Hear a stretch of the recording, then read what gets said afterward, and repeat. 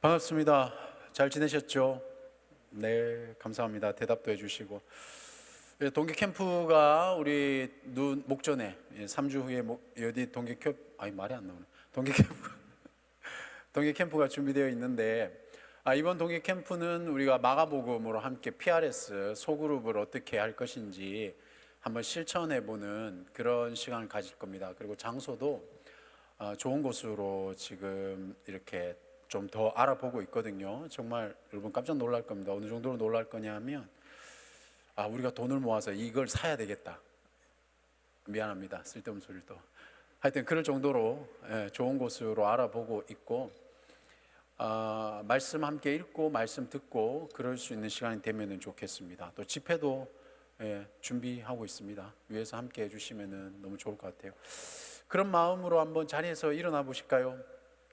그래서 이제 우리 목자님들이 목원들 손잡고 이렇게 같이 움직여 주세요. 그래서 이렇게 소개해 주시고 얘는 한 달에 한 번 교회 오는 애야 이런 식으로 이제 소개해 주시면 됩니다. 이제 해 주실 텐데 그러면서 특별히 권면해 주십시오. 우리 동계 캠프 때 만나. 동계 캠프 안 오면 안 돼. 이렇게 꼭 인사해 주시면 좋겠습니다. 네, 우리 그리팅 하는 시간 가지도록 하겠습니다. 찾아가 주십시오. 최소한 2분 이상.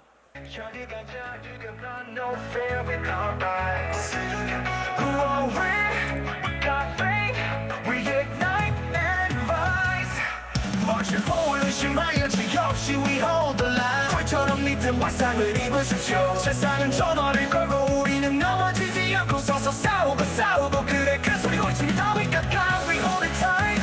두려움도 부끄러움도 사슬도 없습니다. 물매를 떼다 립처럼 I claim my victory. 거인이 떨어지고 믿음이 부르고 있어. 그래 내 운명이 보여. 아무리 높은 산이라도 충분히 눈치 보지 말고 가서 인사해 주십시오. 눈이 이렇게 움직이는 게 보이네.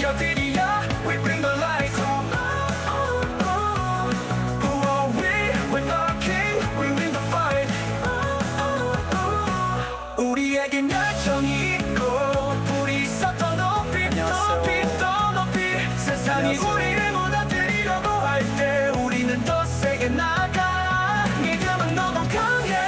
우린 흔들리지 않아. 그래 우리 천사야. 부인할 수 없어. 현일이야 굳건히 서서 결코 물러서지 않아. 이 전투에서 우리는 무적야야. Lights on, game strong. 우리는 결코 두려움에 움직이지 않아. 우리는 진실을 말하고 돌파하고 어둠이 사라져. 우리가 현장에서 올라가는 대기가 바뀌도록 우리 속에 우리는 빛. 그래 우리는 모든 사슬을 깰 수 있어. 힘좀 쏟을 썸을 없기가 보이는 믿음을 붙잡고 있어. 영혼의 움직임 우리를 들으십시오.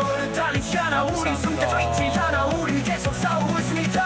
그리스도 안에서의 승리. 그래 we keep rising. 네, 고맙습니다. 힙합 버전입니다. 이거 일주일 만들었습니다. 가사 쓴다고. 요번에 우리가 주제가 마가복음이기 때문에 제가 마가복음 근거로 해서 가사 썼습니다. 우리는 결코 쓰러지지 않아. PRS 부탁합니다. 네. 제14장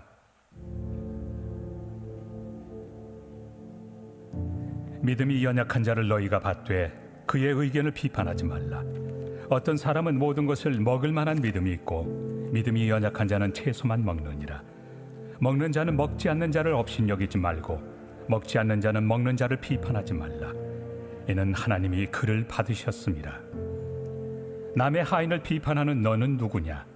그가 서 있는 것이나 넘어지는 것이 자기 주인에게 있음에 그가 세움을 받으리니 이는 그를 세우시는 권능이 주께 있습니다. 어떤 사람은 이 날을 전날보다 낮게 여기고 어떤 사람은 모든 날을 같게 여기나니 각각 자기 마음으로 확정할지니라. 나를 중히 여기는 자도 주를 위하여 중히 여기고 먹는 자도 주를 위하여 먹으니 이는 하나님께 감사하며 먹지 않는 자도 주를 위하여 먹지 아니하며 하나님께 감사하느니라. 우리 중에 누구든지 자기를 위하여 사는 자가 없고 자기를 위하여 죽는 자도 없도다. 우리가 살아도 주를 위하여 살고 죽어도 주를 위하여 죽나니 그러므로 사나 죽으나 우리가 주의 것이로다. 이를 위하여 그리스도께서 죽었다가 다시 살아나셨으니 곧 죽은 자와 산 자의 주가 되려 하심이라. 내가 어찌하여 내 형제를 비판하느냐? 어찌하여 내 형제를 업신여기느냐? 우리가 다 하나님의 심판대 앞에 서리라. 기록되었으되 주께서 이르시되 내가 살았노니 모든 무릎이 내게 꿇을 것이요 모든 혀가 하나님께 자백하리라 하였느니라. 이러므로 우리 각 사람이 자기 일을 하나님께 짓고 하리라. 아멘. 우리 그렇다면 함께 할 수 있을까라는 제목으로 두 번째 말씀 한번 나눠보도록 하겠습니다. 지난주 한번 복기해 보시면 이제 비판하지 말라 그랬죠. 왜요? 그 사람을 누가 받으셨다고 3절에 보시면 하나님이 받으셨다는 겁니다. 그런데 이제 이 비판에 대해서 오늘 조금 더 깊이 한번 살펴보도록 하겠습니다. 4절 말씀 한번 보시면요, 남의 하인을 비판하는 너는 누구냐? 그가 서 있는 것이나 넘어지는 것이 자기 아내에게 주인에게 있음에 그가 세움을 받으리니 이는 그를 세우시는 권능이 주께 있음이라. 아멘입니다. 오늘 이제 예배에 처음 오시는 분들 계시면은 항상 제가 부탁을 드리는데 이렇게 받아 적어주기를 좀 부탁드립니다. 필기하시기를 권면드리고요. 그렇게 뭐 한 달에서 두 달 정도만 따라오시면 내용은 이해하는데 크게 문제가 없을 거라고 생각을 합니다.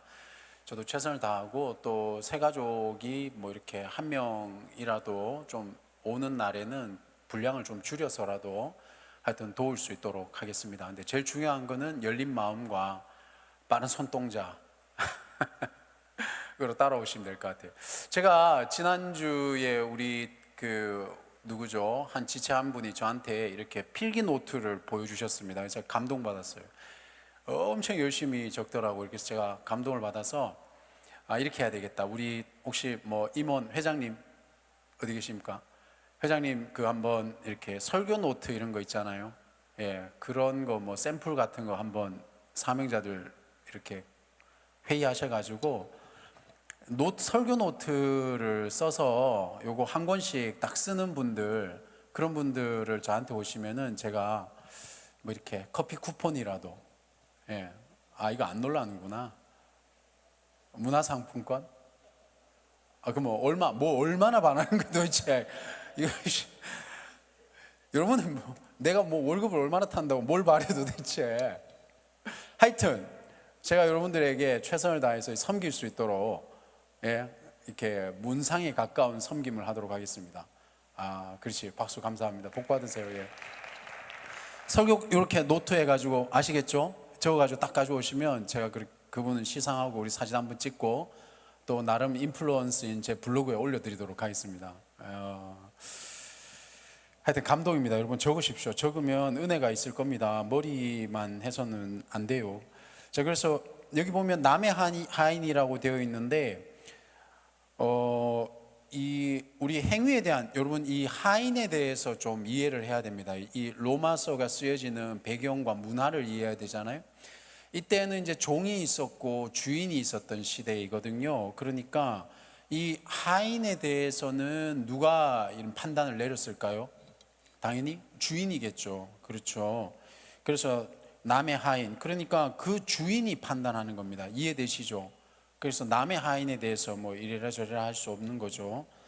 그러니까 넌 누구냐는 거예요. 그가 서 있는 것이나 넘어지는 것이 자기 주인에게 있음에, 이 얘기는 뭡니까? 잘하나 못하나 누가 판단하는 거예요? 주인이 판단하는 거죠. 그러니까 그가 세움을 받았다는 겁니다. 이는 그를 세우시는 권능이 누구에게 있다? 주께 있음이라는 거죠. 그래서 이렇게 되니까 헷갈리는데 앞에는 하인을 비유로 들어서 우리에게로 갑자기 넘어온 겁니다. 우리는 어떻게 되는 거죠? 우리를 세우시는 권능이 누구한테 있습니까? 그러니까 주인이니까 우리 주님에게 있죠. 우리 하나님에게 있는 겁니다. 그러니까 여기 오늘까지였나요? 우리 다니엘 청소년부 캠프 했잖아요. 그래서 제가 오늘 다니엘 교사분들한테는 특권을 드리겠습니다. 오늘 누워서 예배 드리십시오. 예, 좋습니다. 누우십시오. 예. 의자 2개 붙여드려. 다리 올리고 예배 드려야 됩니다. 예, 제가 발을 안 씻었으면 내리시고, 하여튼 수고 많이 했는데 우리 각 부서에서 교사들, 물론 사명자들 매주 고생하지만 우리 교사들 수고 많다고 한번 격려의 박수 부탁드리겠습니다. 감사합니다. 우리가 함께 우리 대응 공동체를 세워가고 있다라는 것을 잊지 말아 주시고요. 또 그 마음 속에 우리의 모판이 어디냐, 여디디아라는 것도 잊지 말아 주시기를 또 권면을 드립니다. 자, 그런데 이렇게 막 열심히 찬양하고 해서 또 중고등학교 때 저도 이제 청소년 캠프를 10여 년 이상 이렇게 운영을 하고 집회를 인도하고 했었는데 막 뜨겁게 우리가 예수님을 영접하잖아요. 근데 뜨겁게 받고 난 다음에 그 공간을 벗어나거나 혹은 하나하나씩 한 살 한 살씩 나이를 먹어가면 우리가 누구의 공격을 받죠? 우리 수준, 우리 행위를 누가 공격합니까? 사단이 공격을 하잖아요, 영적으로. 그렇죠? 그렇게 막 흔들릴 때 여러분이 이 말씀을 기억해야 되는 겁니다. 우리를 세우시는 이는 누굽니까? 주님이신 거죠. 우리가 넘어진 우리를 일으키는 것도 누굽니까? 주님인 겁니다. 그런데 사단은 항상 우리를 어떻게 속이죠? 야, 너 왜 그러냐? 너는 그게 예수 믿는 사람이냐? 뭐 이런 식으로 하잖아요. 그게 이제 종과 주인에 대한 이 비유를 잘 이해하시면 우리 믿음이 좀 덜 흔들린다. 근데 여기에서 제가 이게 잘 이해가 안 가니까 직역이라는 것은 원어를 우리말로 한번 바꿔보겠습니다. 그가 세움을 받으리니 이는 그를 세우시는 권능이 주께 있다라는 것이, 그러나 그는 서 있게 될 것이다. 주인은 그를 서 있게 하실 수 있기 때문이다. 이렇게 표현이 되는 겁니다. 그러니까 우리가 서고 넘어지는 이게 누구에게 있는 겁니까? 주님에게 있는 겁니다. 이해되시죠? 그래서 오늘 막 은혜 받고 저녁에 집에 가가지고 또 신사한탄하고 또 내가 이렇게 살아야 되나 싶기도 하고, 때로는 또 우리 정말 믿어야 되는 주님이 아니라 다른 주님을 만나기도 하고 이러시기도 하잖아요. 그렇죠? 그럴 때 여러분, 그래도 우리가 회복할 수 있는 것, 영적인 회복 탄력성은 어디에 있습니까? 그 근거가 우리 예수님께 있는 겁니다. 주께 있는 겁니다. 그래서 그걸 기억해 주시면, 근데 여기에서 이제 그거는 그냥 넘어가는 건데 포인트가 있습니다. 첫 번째 포인트는 뭐냐? 누가 세운다? 종을 주인이 세우는 겁니다. 주인이 판단하는 겁니다. 그죠? 그러니까 우리가 판단하는 그 사람도 누가 판단하는 겁니까? 주인이 판단하는 겁니다. 그러니까 우리가 볼 때 형편없어 보이는 그 사람도 누가 판단하는 겁니까? 주인이 판단한다. 이걸 첫 번째 알아야 되고, 두 번째는 뭐죠? 그러면 그렇게 세움을 받았는데 그 세움을 받는 기준이 뭐냐라는 거죠. 그 기준이라는 것은 주인을 잘 섬겼는지 여부가 우리가 세움을 받는 기준이 되는 겁니다. 그러니까 우리가 눈치 보는 것도 이상하지만 우리가 신경을 써야 되는 대상은 외부의 사람입니까? 아니면 나의 내부의 모습입니까? 아니면 주님인 겁니까? 주님인 겁니다. 사랑하는 여러분, 언제나 주님을 생각해야 됩니다. 그렇다면 우리가 신경 써야 할 것이 뭐죠? 지금 우리의 행위가 주님 보시기에 어떠한가? 여기에 집중해야 되는 겁니다. 그럴 때만이, 우리가 주님께 집중할 때만이 우리의 이 영적인 멘탈이 강철이 되는 거죠. 그래서 이제 최근에 책을 보니까 강철 멘탈 이런 책이 나왔던데, 이걸 이제 저는 이렇게 영적 강철 멘탈이 이렇게 해야 되는 거죠. 특별히 대학생들은 외지 타지에 그 대학교를 가더라도 목장에서 안 뺄 테니까 여디디아 예배를 나오십시오. 그리고 딴 데 가보시면 좋은 데 많은데 여기도 좋아요. 근데 여러분 한번 가보십시오. 이렇게 타지에 가서 한 주, 두 주 예배에 빠지기 시작하잖아요. 멘탈이 흔들리게 돼요. 이거는 우리 대학교 이미 졸업하고 타지에서 생활하실 분들은 다 아는 거잖아요. 우리 목자님 중에 한 분 제가 저도 되게 좋아하고 그 의식에 되게 존경을 보내는데, 그 목자님은 항상이란 표현이 이상한데, 어디를 가든지 제일 먼저 정하는 게 뭐냐면 이 교회를 제대로 정하는 것, 이걸 하거든요. 여러분, 이게 물음을 한번 던져봐야 돼요. 여러분은 교회를 정말 좋아하시는지, 그리고 예배를 정말 드리고 싶어하는 사람인지. 우리 여디디아 예배가 1시 50분부터잖아요. 그러면 여러분 1시 50분 되면은 커피를 마시러 가세요? 아니면 예배를 여디디아를 향해서 발길을 돌리세요? 10분, 20분 더 쉬면 막 피로가 싹 가시죠. 너무 좋아요. 그렇긴 한데 어떻게 어디를 가고 싶으세요? 항상 우리의 유혹이 언제 일어납니까? 그러니까 이 사모하는 마음이 있어야 되는데 저도 여러분하고 뭐 똑같은 시간을 보냈으니까 왜 우리는 예배를 드려야 된다라는 의무감 때문에 왜 2시가 예배 혹은 이제 여디디 안 오면 대예배 드릴 테니까 11시가 본 예배면은 우리는 왜 11시 20분에 예배당을 들어갈까요? 항상 왜 우리는 항상 11시 15분에 들어가는 걸까요? 그건 이제 예배를 드린다기보다는 예배를 때우러 가는 거죠. 그렇지 않습니까? 너무나 공감되는 눈빛들 아닙니까? 옆에 한번 보십시오. 이 흔들리는 눈빛들. 예. 그죠? 그래서 우리가 신경 써야 될 거는 뭐냐면 항상 주님이어야 되는 겁니다. 주님 보시기에 나는 어떠한가? 이게 기준이 돼야 되는 거죠. 자, 그래서 5절 말씀입니다. 어떤 사람은 이 날을 저 날보다 낮게 여기고 어떤 사람은 모든 날을 같게 여기나니 각각 자기 마음으로 확정할지니라. 아멘입니다. 이 5절에 어떤 사람이라는 것은 유대교 배경의 그리스도인을 얘기를 하는 겁니다. 그러니까 우리가 이 말이 좀 어렵죠. 그러니까 유대인들 중에서 예수를 믿은 사람들, 그런 사람들은 이 날을 저 날보다, 이게 뭐냐면 안식일을 우리가 소위 말하는 주일 같은 이런 날보다 더 중요하게 여긴다는 거죠. 그러면 안식일이 중요하냐, 이 뜻이 아니라는 거예요. 어떤 사람은 모든 날을 같게 여기나니, 이렇게 되어 있잖아요. 날이 중요한 게 아닌 거죠. 우리는 왜 주일을 지킵니까? 이거 얘기하려면 이것도 한 10여 분 걸리는 얘기인데, 일단 기본적으로 날이 중요한 건 아니에요. 근데 어떤 사람들은 안식일 지켜야 된다 그러면서 안식일 막 강조하잖아요. 성경에 안식일 지키라고 했는데 왜 너네는 주일 지키냐? 주일이 뭐 그게 로마에서 어떻게 됐고 뭐 이런 얘기 들어봤어요? 들어봤죠? 그죠? 그런 게 중요한 게 아니라는 겁니다. 여러분, 그러면 왜 안식일만 지키세요? 모든 율법을 다 지켜야죠. 그렇지 않습니까? 우리 이제 매주 예배 드릴 때마다 여기서 소 잡고 그럼 나는 이제 가서 뭐 배워야 돼? 나는 이제 저기 가야 되는 거예요. 우리 우리 이 짐승 이 뭐죠 이거? 돼지고기 이거 뭐라 그래요? 도축 배우러 가야 되는 거예요. 나는 도축 배우. 우리 목자님 왔어요. 어느 부위 이거 해줘야 돼. 칼로 도려내고, 그죠?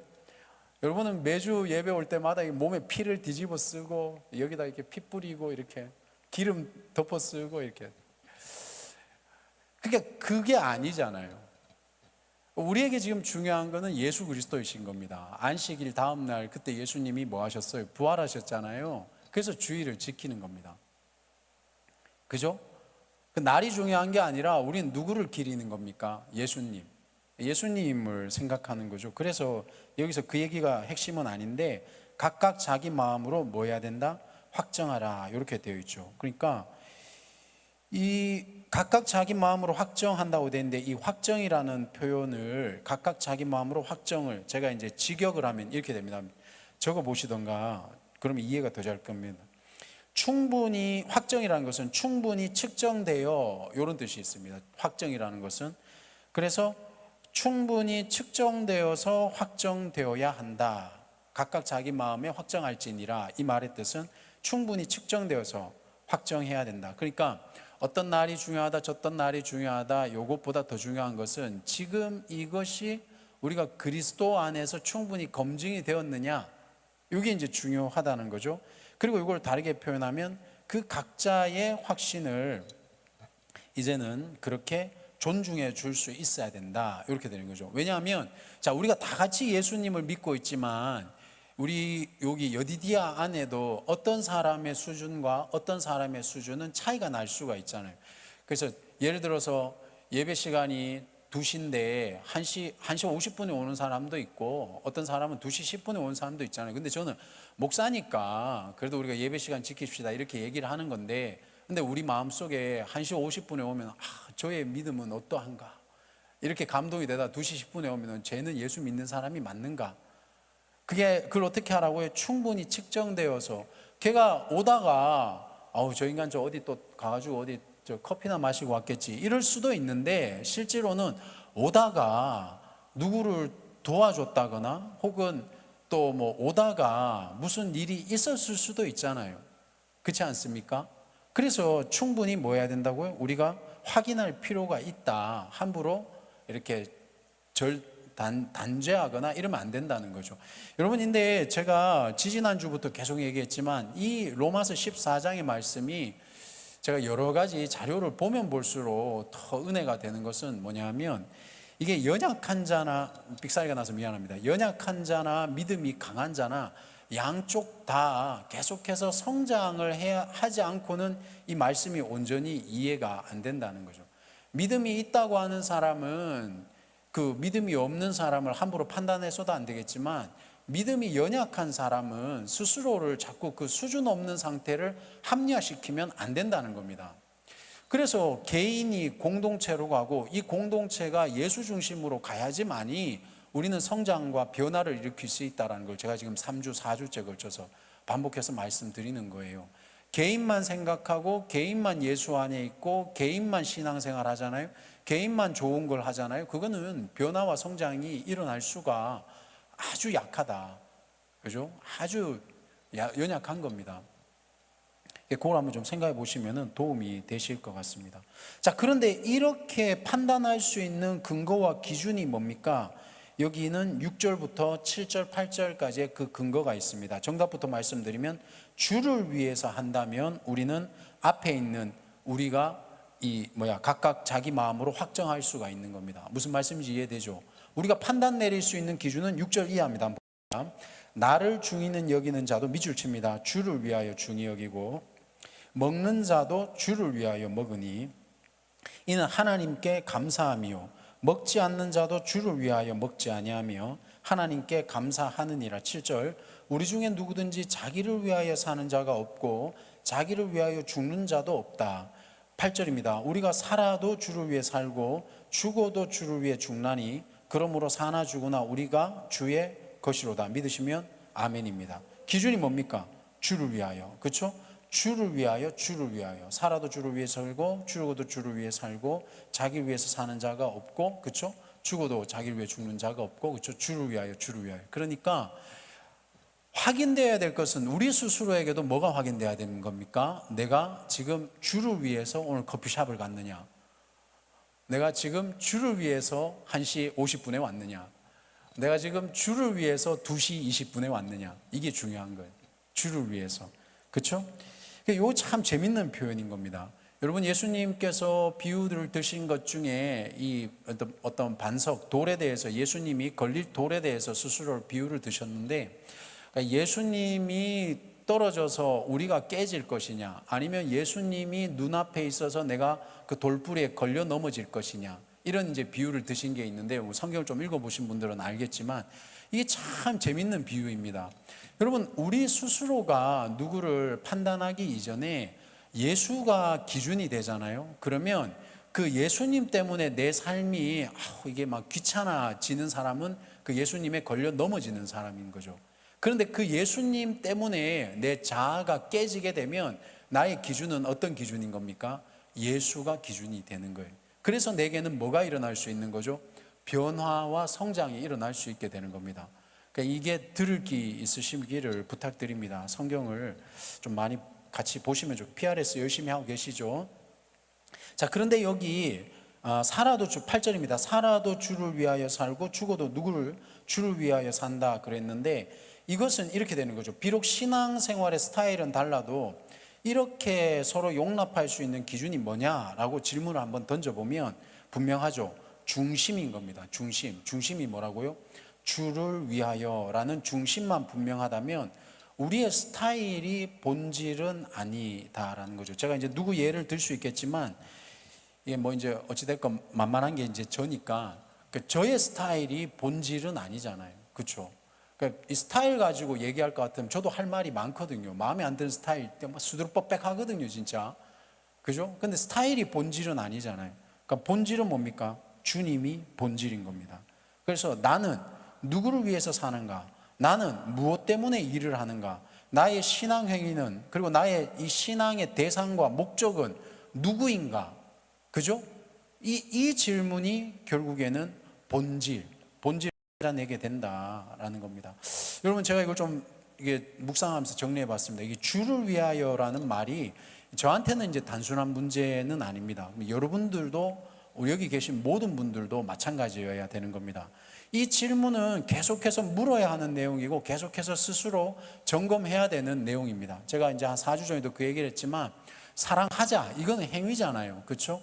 근데 사랑이라는 본질, 이 예수 그리스도 하나님이라는 이 사랑의 대상이 되시는 하나님을 만나는 이 본질에 접근해야지만 내 삶 속에 사랑이 무엇인지에 대해서 깨닫게 되는 거죠. 그리고 결국에는 내가 누구를 사랑하는 것도 중요하지만 나라는 존재가 사랑의 본질을 이해하는 게 더 중요한 겁니다. 그죠? 그래서 이게 참 수준 있는 내용인 겁니다. 그래서 사역을 할 때마다 우리가 착각하는 것이 있는데 저마다 생각과 경험과 그리고 능력이 다 다른 사람들이 이 안에서 지금 함께하고 있다는 겁니다. 그래서 여기도 지금 다양한 전공을 갖고 있잖아요. 그래서 회의를 해보면은 막 전부 다 각자 전공을 얘기를 하잖아요. 그죠? 각자, 그리고 또 우리 학교에서는 뭐 우리 회사에서는 이렇게 한다 뭐 이렇게 각자 다양하게 존재하고 있지 않습니까? 이렇게 다양함이 존재하는 이유, 다양함이 추구하는 목적이 뭐겠습니까? 내게 옳다라는 것을 드러내려고 하는 걸까요? 아니면 이 다양함을 통해서 더 풍성한 주님의 어떤 열매를 드러내기 위함일까요? 이게 이제 수준이 있는 얘기라는 거예요. 남들의 다양함에 대해서 이렇다 저렇다 말하는 거는 그거는 아무나 할 수 있는 얘기죠. 우리의 이 다양함이 어떻게 함께 갈 수 있느냐, 그죠? 이게 수준 있는 얘기잖아요. 그러면 우리가 정말 주를 위해서 나의 경험과 생각을 사용하고 있느냐라는 물음을 던져야 됩니다. 예를 들어서 이제 눈앞에 동계 캠프가 있으니까 우리 회장님이 저한테 자꾸 이게 친교가 필요하다고 얘기를 해서 제가 친교 얘기를 좀 하겠습니다. 근데 이 동계 캠프 때 무엇을 위해서 우리가 친해져야 되는 겁니까? 이 질문을 던져야 되는 거죠. 그러니까 우리가 친해지는 것이 자신의 신앙과 더 나아가서 주님과 무슨 관계가 있냐는 겁니다. 캠프는 재밌어야죠. 뭐 캠프는 친해져야죠. 그거 해가지고 뭐 하냐는 거죠. 하지 말자 이 뜻이 아니라, 그렇죠? 나 이 뉘앙스를 바꿔야 되겠네. 그걸 하면 여러분 뭘 하겠습니까? 라고 우리 삼형자 때 제가 한번 해봤는데 하지 말래요. 안 어울린다고. 그래서 안 해서 죄송합니다. 그러니까 제가 이게 반지를 걸자고 드리는 말씀이 아닙니다. 우리가 친해지는 것, 이게 도대체 주님과 무슨 관계가 있느냐, 이게 본질의 질문인 겁니다. 우리가 먹든지 놀든지 이렇게 보드 게임을 하든지, 그죠? 그 다음에 뭐 이렇게 카페를 가든지. 주를 위해서라는 말은 나는 주님 앞에 서라고 이렇게 이제 저는 해석해도 크게 문제가 없다고 생각하거든요. 그러면 이제 예를 들어서 우리 목자님들은 매주 저에게 목장 보고서를 이렇게 올리고 있는데요. 이 목장 보고서 작성하는 것은 목적이 아니라 이 보고서라는 수단을 통해서 자신에게 맡겨진 영혼들을 돌보기 위해서, 그죠? 그리고 이 목장을 어떻게 생명력 있는 공동체로 주를 위해서 혹은 주님 앞에서 목장 보고서를 작성하시면 되는 거죠. 그럼 그만인 겁니다. 말뜻이 이해되시죠? 그런데 만일 이 보고서를 쓸 때 아우 정국한 목사 내가 이거 얘 때문에 써야 되나? 이런 의문이 생기는 순간 우리는 이제 생각이 많아지는 거예요. 이거 쓰면서 목사님 이거 보기나 해? 뭐 이런 생각. 그리고 또 목사님 요새가 어떤 세상인데 도대체 종이로 적으라고 말이야. 다 디지털인데 뭐 이런 생각. 그러니까 우리는 늘 본질이 아니라 비본질의 우리의 마음과 생각이 항상 우리를 흐트러뜨린단 말이에요. 그렇죠? 우리 여디디아는 어떤 교회여야 돼? 우리는 어떻게 해야 돼? 이제 이런 거는 있잖아요. 본질이 아닐 경우가 많다고요. 그럼 제가 묻고 싶은 게 도대체 그러면 어떻게 해야 되냐고. 이게 본질에 가까워지는 겁니다. 그래서 감히 이제 드릴 수 있는 것은 뭐냐면 우리가 본질과 공동체 그리고 주를 위해서 마음이 모아진다면 우리의 관계는 신앙 안에서 진짜 신뢰라는 이게 이 단어의 뜻이 무엇인지를 체험하게 될 거고 거기에 대해서 이제 직감하게 되는 역사가 일어날 겁니다. 그리고 그렇게 직감하는 것이 우리를 변화시키고 또 우리의 삶에 성장을 일으키고 우리 생각에 또 변화를 일으키게 되는 거죠. 그러면 이제 그런 사람들은 최소한 사람을 존중할 줄도 알고 인사도 할 줄 알고 예의를 갖출 수도 있는 그런 사람이 되는 겁니다. 여러분, 이제 저도 뭐 그렇습니다만은 우리도 그렇잖아요. 저도 요즘에 이 뭐랄까, 여러분 나이를 다 거쳐왔으니까 많은 생각들을 하지만, 근데 제가 생각할 때는요, 어찌됐건 간에 예수 제대로 믿는 사람은 인성이 좋아야 됩니다. 이게 제가 이제 농담 반 진담 반인데 녹화가 되니까 이제 되게 이렇게 순화시켜서 이렇게 싸가지가 없으면 안 돼요. 이 세간에 또 한번 생각해 봅시다. 아주 이제 유명한 말들이 있잖아요. 다름이 틀림은 아니다. 이런 말 들어봤죠? 저는 우리의 죄성이 이 좋은 말을 오용해서 사용하고 있다고 저는 또 생각을 합니다. 오늘 본문하고 연결이 됩니다. 한번 생각해 보십시오. 오늘 본문은 다름을 강조한 겁니다. 예수 믿는데 다양한 색깔이 있다. 이게 오늘 본문인 거거든요. 그러니까 틀림을 얘기한 건 아니에요. 예수 믿지만 어떤 사람은 수준이 낮고 어떤 사람은 수준이 높고 이 얘기를 하는 거예요. 그런데 공통점은 뭡니까? 수준이 높아도 판단하고 수준이 낮아도 판단하잖아요. 이런 공통점은 있죠.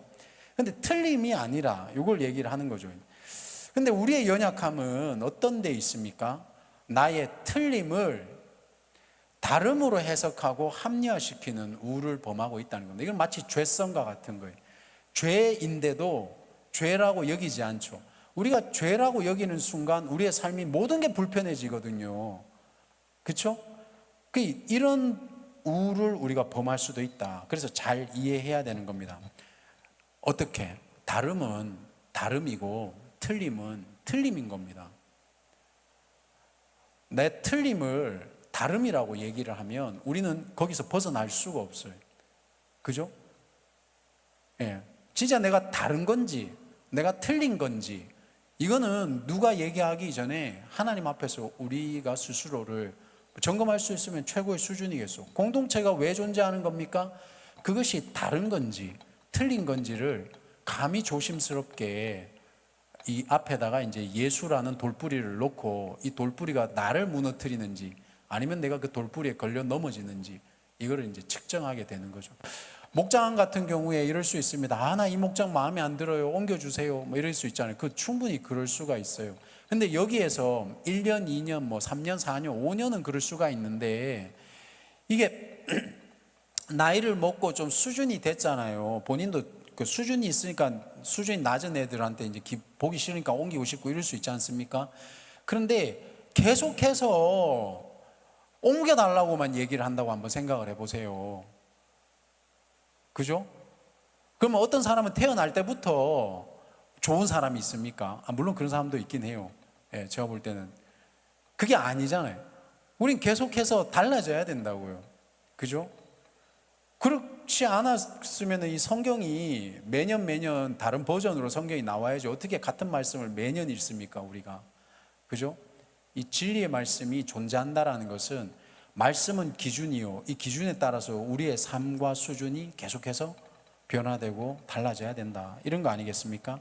다름은 다름이고 틀림은 틀림인 겁니다.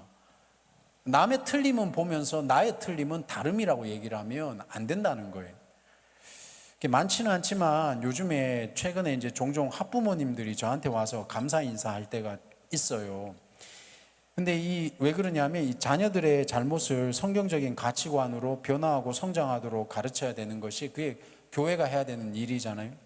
근데 이런 말을 하는 게 요즘에는 서로 간에 부담이 되잖아요. 그렇지 않습니까?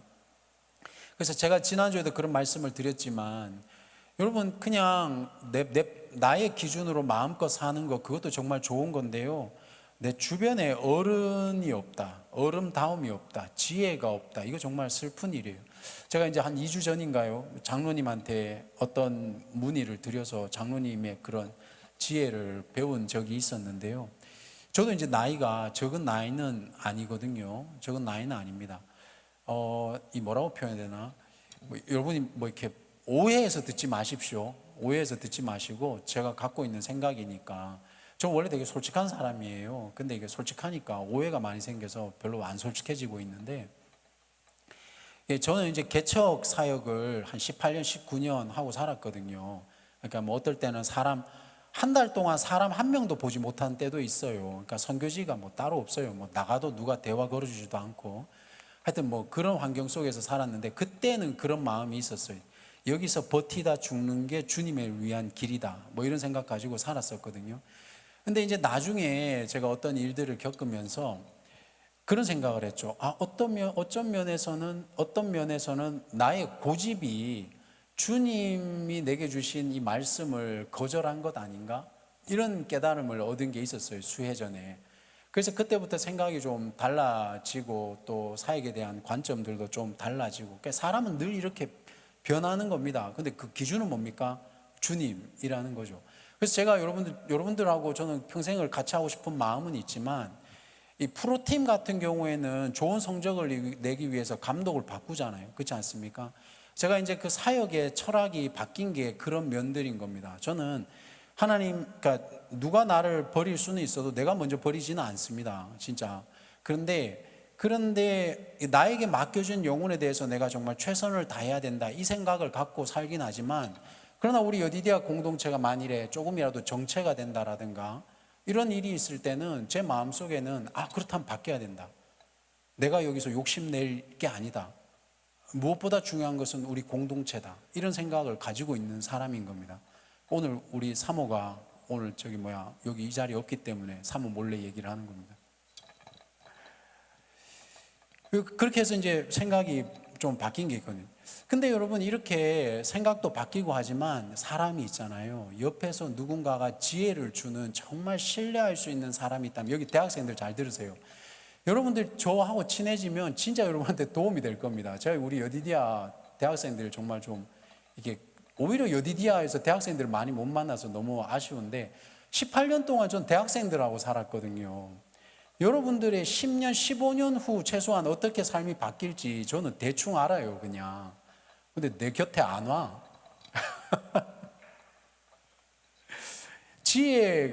정말 지혜가 필요합니다.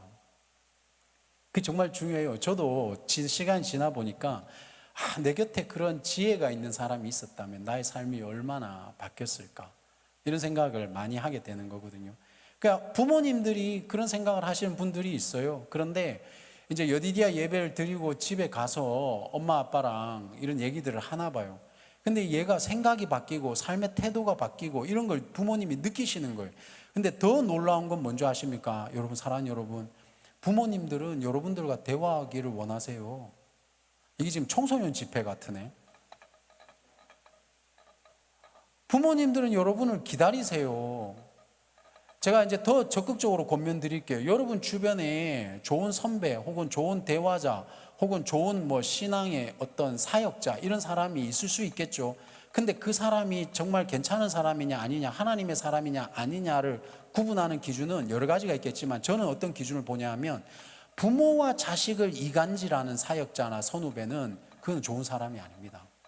앞에서 그런 척하고 좋은 척하고 힘들지 이래 놓고 난 다음에 그 마음을 마치 다윗을 이간질했던 아들 압살롬과 같이 앞에서 좋게 해주고 마음을 훔쳐가는 이런 지도자들이나 혹은 이 신앙의 상담을 해준 사람들 있죠.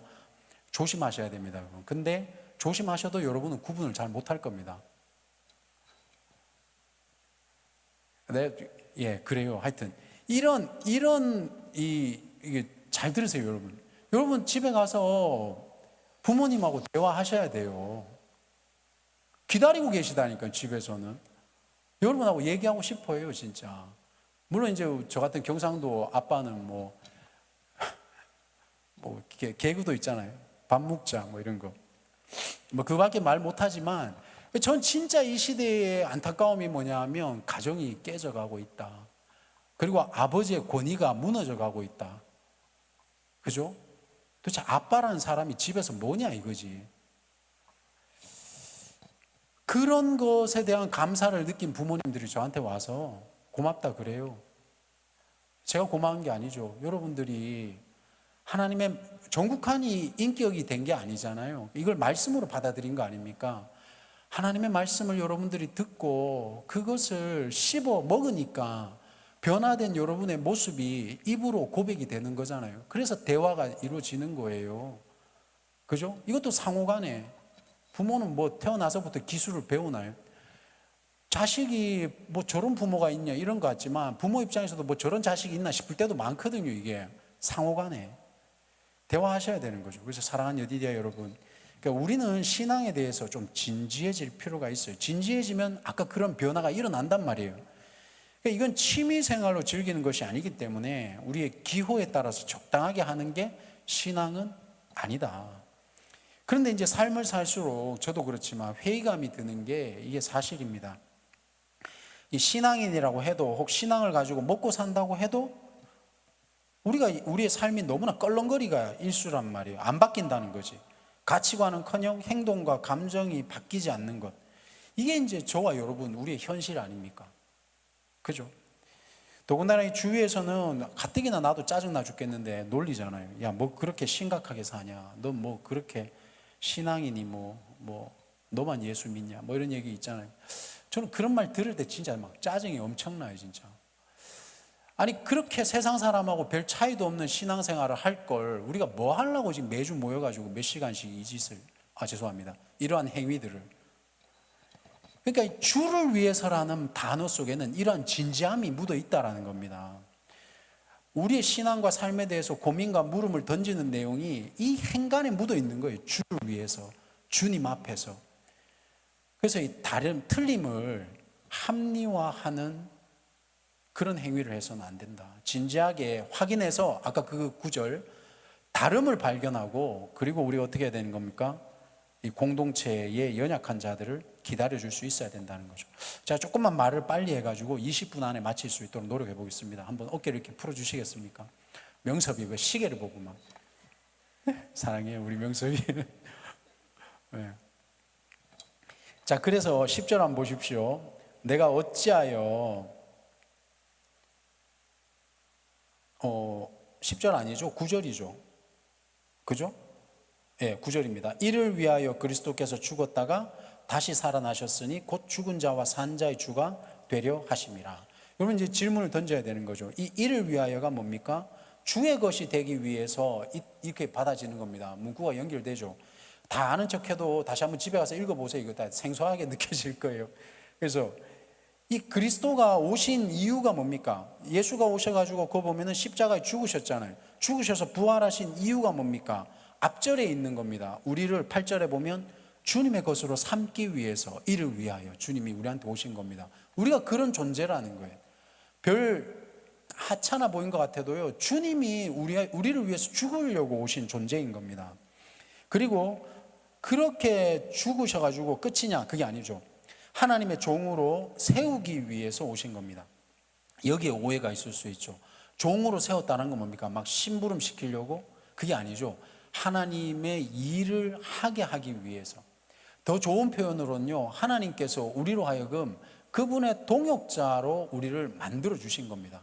그럼 다시 표현을 하면요, 우리가 공부하고 있는 것, 우리가 직장 생활하고 있는 것, 우리가 사람을 만나는 것, 이 모든 것들이 뭐와 관계가 돼야 되냐면 하나님의 일과 관계가 되어서 하나님의 질서를 만들어내고 하나님이 원하시는 것을 회복시키고 하나님께서 어떤 의도했던 것들이 우리의 의도로서 반영되어지는 것, 이걸 얘기하는 겁니다. 그게 종이라는 거예요. 그래서 주님의 일을 하라고 우리를 부르신 거죠. 그러니까 취업하기 위해서도 목적인데 취업해서 가보십시오. 거기에 변해야 될 상황들이 너무나 많이 있다는 거예요. 그죠? 거기에서 조금이라도 우리가 하나님의 이 나라를 만들어 가는 것, 그러려고 이를 위하여 주님이 죽으신 거예요. 그런데 종교화된 복음은 뭐라고 얘기하는 겁니까? 너 예수 믿고 천국 가야지, 이렇게 얘기하는 거예요. 그게 틀린 말은 아닌데 그럼 어떻게 되는 거죠? 천국이 종착역이 돼버리기 때문에 이 땅에서 일어나는 이 모든 것들은 의미를 찾지 못하게 되는 거죠. 그렇죠? 내가 왜 결혼하는 겁니까? 내가 왜 가정을 꾸밉니까? 여기도 하나님의 뜻이 이루어지도록 이렇게 연결이 되면 얼마나 좋습니까?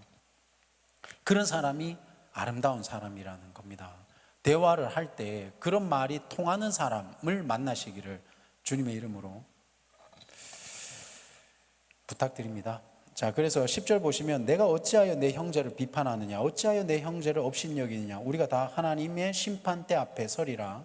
기록되었으되 주께서 이르시되 내가 살았노니 모든 무릎이 내게 꿇을 것이요 모든 혀가 하나님께 자백하리라 하였느니라. 이러므로 우리 각 사람이 자기 일을 하나님께 직고하리라. 그렇죠? 그렇게 이제 우리가 주님을 위해서 이러한 상태이기 때문에 내가 누구 판단하지 말고, 이게 12절, 11, 14, 12절 여기 보면 마지막에 가면 결국에 내가 판단하던 그 사람도 하나님 앞에 심판받을 거니까 냅두고 나는 하나님 앞에서 어떤 삶을 살고 있고 어떻게 살 거냐라는 게 바로 직고하리라 되는 거죠. 직고라는 것을 원어적인 뜻으로 보면 사실대로 알린다, 이런 뜻이 있는 거예요. 다르게 표현을 하면 새한글 버전에서는 해명한다, 이런 뜻이 되는 거죠. 이게 뭐죠? 우리가 하나님 앞에 가서 내가 했던 이 모든 행위들이 해명할 상황이 올 거라는 겁니다. 오, 장난 아닌데 이거. 예. 자, 그래서 여러분 이때 깨달아야 될 게 뭡니까? 심판은 오직 누가 하신다? 하나님이 하신다. 우리가 심판할 게 아니다. 그래서 성급한 판단이 아니라 오히려 나를 판단하는 게 더 맞겠죠. 나를 돌아봐야 된다. 그리고 또 연약한 이들은 어떻게 해야 되겠습니까? 연약한 이들을 내가 어떻게 받아들일 것이냐, 이거를 고민해야 되겠죠. 그런데 믿음이 연약한 사람들은 참 이게 어렵습니다. 이중고를 겪게 되는 거예요. 첫 번째, 믿음이 연약하기 때문에 오히려 더 누군가를 판단할 그럴 가능성이 더 높죠. 믿음이 연약하기 때문에 오히려 다른 사람들 때문에 시험받을 가능성이 더 높습니다. 믿음이 연약하기 때문에 오히려 자기 합리화를 할 가능성도 더 높아지는 겁니다. 그러니까 사랑하는 여러분, 다 깨어 있어야 되는 겁니다. 제가 지난주 그 얘기 안 하겠습니다. 시간이 없기 때문에. 자, 그래서 말씀을 한번 좀 정리해 보도록 하겠습니다. 반주는 한 1, 2분만 있다 올라오십시오. 자, 그럼 8절 한번 보시겠습니까? 우리가 주의 것이로다 라고 말씀을 하셨잖아요. 이걸 직역하면 우리는 주님의 것으로 존재한다, 이렇게 되는 겁니다. 이 말씀이 우리한테 해석에 좀 오해를 불러일으킬 수가 있습니다. 어떻게 해요? 마치 우리가 주님을 위해서 살고 주님을 위해서 죽자, 캠프 같은 데 가면은 살아도 주를 위해 그 말도 맞긴 한데 그게 약간 오해를 불러일으킨단 말이죠. 그게 자칫 잘못되면 예수 믿는 게 이게 완전히 정신통일하는 거나 아니면 막 정신무장하는 거나 이런 쪽으로 갈 수가 있거든요. 그 필요하긴 하다고요. 그 캠프 때 아니면 언제 그거 합니까? 그죠? 우리의 답은 뭐 예수 그리스도 뭐 이런 거 있잖아. 없어요? 안 해봤어요? 안 해봤구나. 근데 이게 이 구절의 본질이 아닌 겁니다. 우리가 주님의 것이 되기 위해서 우리가 노력할 건 실제로 없어요. 여러분, 우리가 우리의 몸을 벤다고 해가지고 예수님께 되는 겁니까? 헌금을 1억씩 드리면 주님의 것이 되는 겁니까? 그게 아니거든요. 주님의 것이 되는 것은 우리의 노력으로 되는 게 아닙니다. 구절을 보시면 이를 위해서 그리스도께서라고 했잖아요. 이건 뭐예요? 예수님만이 예수님 것으로 삼을 수 있다는 뜻인 겁니다. 그죠? 그런데 우리는 알고 있잖아요. 이미 주님이 우리를 주님의 것으로 삼아 주셨다는 거예요. 옆 사람하고 손 한번 잡으면서 악수해 주십시오. 너는 주님의 것이야. 이렇게 한번. 이게 뭡니까? 우리의 존재, 우리의 신분은 이미 주님의 것이다. 그래서 우리가 흔들리고 넘어지고 고민될 때마다 우리는 뭘 해야 된다? 주님을 붙들어야 된다. 믿음이 없는 분들 여기 계시잖아요. 그러면 고민하지 말고 주님을 더 믿어야 된다. 여러분, 고상한 방법은 없다.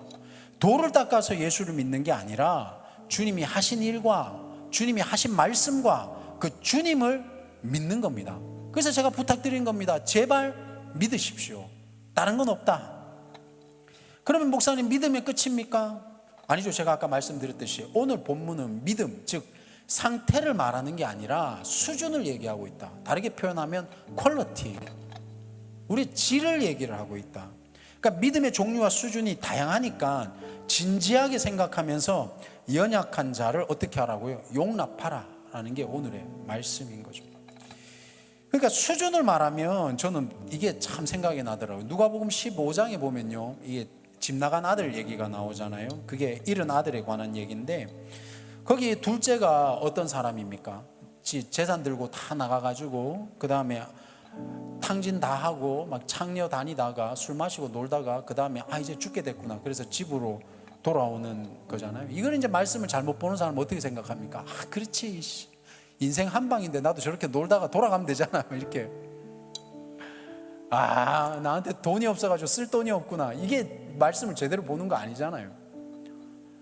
이때 대다수가 오해하고 붕괴하는 지점이 뭐냐면 그 다음 맏아들이 등장을 하는 겁니다. 맏아들이 이렇게 얘기합니다.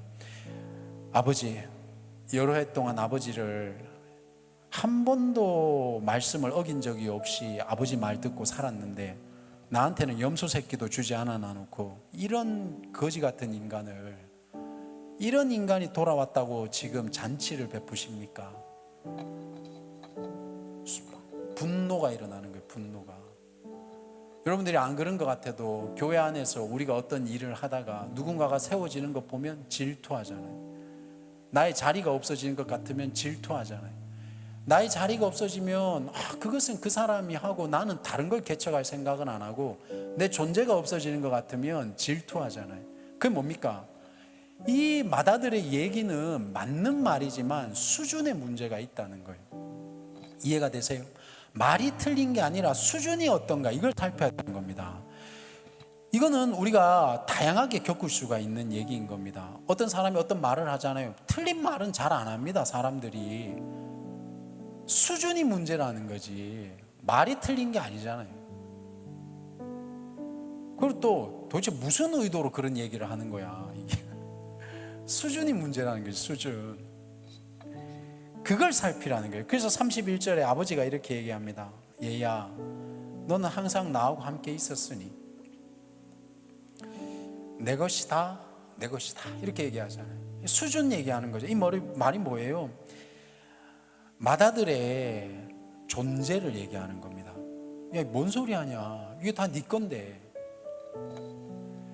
로마서 14장 8절은 똑같게 이렇게 표현하는 거죠. 우리가 주의 것이다. 이 말이 누가복음 15장에서는 야, 이게 다 네 거야.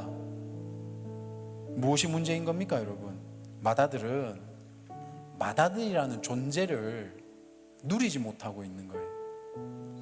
그리고 이 맏아들은 맏아들이라는 이 존재에 걸맞는 수준을 배양하지 못한 겁니다.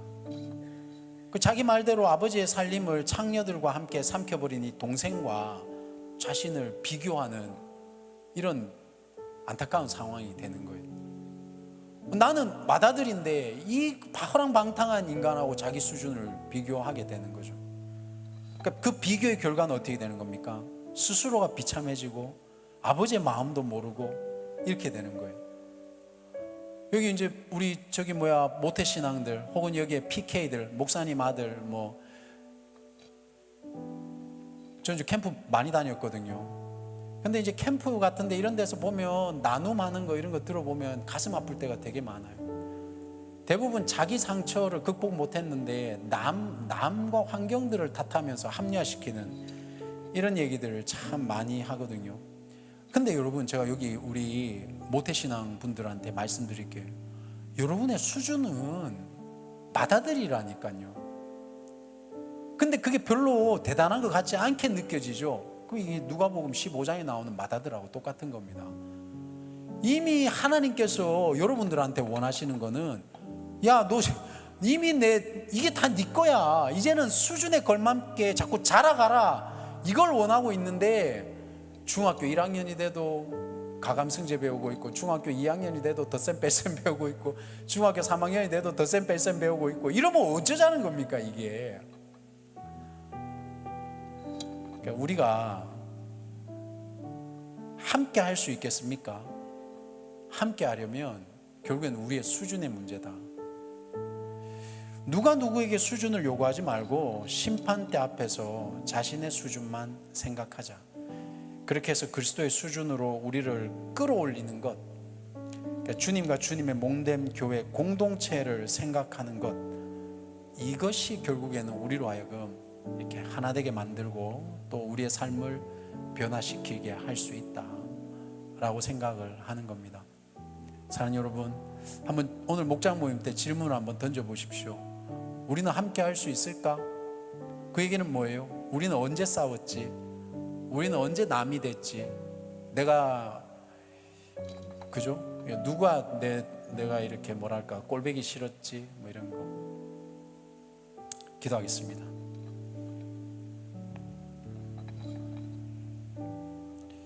살아계신 하나님, 오늘 믿음이 연약한 사람들을 우리가 어떻게 받아들여야 될까 같이 한번 살펴봤습니다. 하나님, 이미 우리의 상태는 하나님의 아들입니다. 그런데 우리의 수준은 하나님의 아들인 것을 누리고 있는지요? 혹은 우리가 하나님의 아들이라는 것을 잊고 있는지요? 다시 한번 우리의 상태를 살펴보고 깊이 생각해서 우리의 수준을 살펴보도록 인도해 주시기를 간절히 소원합니다. 우리 여디디아 주님 축복합니다. 이 마지막 세대의 예배를 사모하는 자들이 여디디아 예배로 나오게 해주시고, 또 상처받고 아프고 어디에서 예배 드려야 될지 모르고 방황하고 있는 이 대전 땅에 있는 수많은 청년들이 여디디아 예배로 나오게 해주십시오. 주님, 그러려면 우리가 무엇을 준비해야 되겠습니까? 하나님, 우리에게 있는 상처부터 씻겨 주십시오.